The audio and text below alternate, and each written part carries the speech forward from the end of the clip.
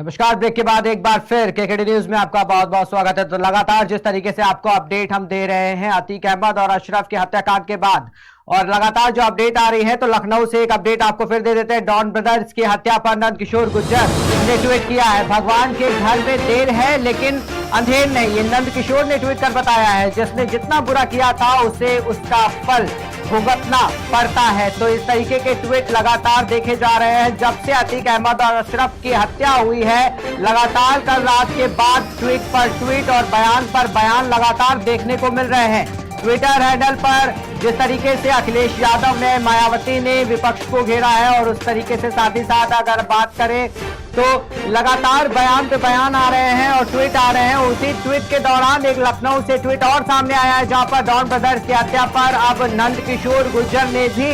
Tweet कर दिया है, भगवान के घर में देर है लेकिन अंधेर नहीं। नंद किशोर ने यह बयान दिया है। तो इस तरीके का बयान देखने को लगातार मिल रहे हैं कि भगवान के घर है, देर है लेकिन अंधेर नहीं है, ये नंद किशोर कह रहे हैं। वहीं कोई अगर बात करें तो ट्विटर पर इस तरीके से बात सामने आ रही है कि ये जो हत्या है, ये हत्या नहीं है, ये साजिश है, और एक तरीके से जो शूटर्स थे वो शूटर्स बुलाए गए थे और शूटर्स के द्वारा यह हत्या को अंजाम दिया गया। तो लगातार इस तरीके के अपडेट जो है वो प्रयागराज से भी सामने आ रहे हैं, और बताया जा रहा है कि लमसम 3:30 बजे शव जो है उनको दफनाया जाएगा, और लगातार जो 5 पैनल है, जो 5 डॉक्टर्स हैं, उनके सामने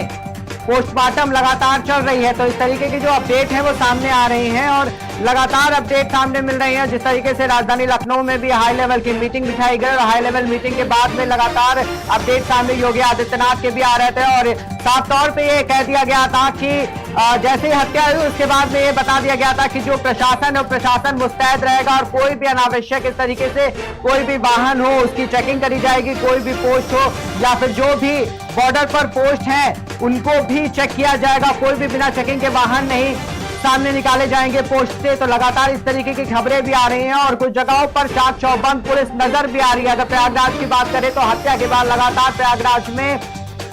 लगातार वहां पर मुस्तैद रही पुलिस और गश्त करती रही। और लगातार लखनऊ की अगर बात करें तो लखनऊ में हत्या के बाद हाई लेवल की एक मीटिंग फौरन बिठाई गई, और फौरन बिठाने के बाद में उच्च स्तरीय जांच के बाद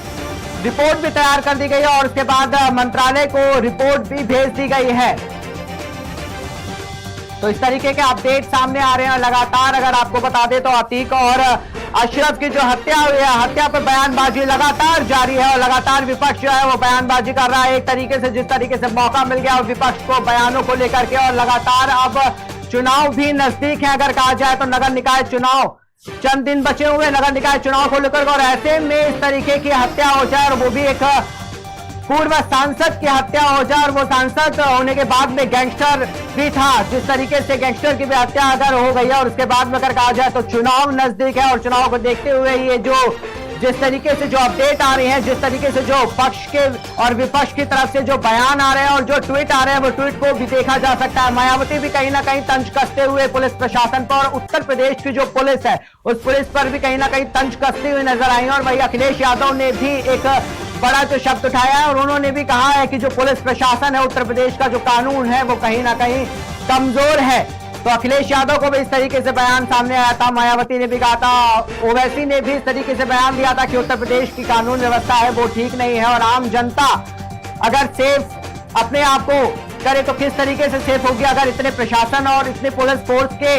मौजूद होने के बाद भी इस तरीके से हत्या हो जाए तो आम जनता अपने आप को कितना सुरक्षित महसूस करेगी। तो ऐसे बयान भी सामने आ रहे हैं, और लगातार अगर देखा जाए तो विपक्ष जो है वो पक्ष पर तंज कस रहा है, और कहीं ना कहीं कई ऐसे ट्वीट देखे गए और कई ऐसे बयान भी देखे गए जिसमें साफ तौर पे कहा जा रहा है कि जो हत्या है, हत्या नहीं है, ये साजिश है, इसको साजिश करार दिया जा रहा है।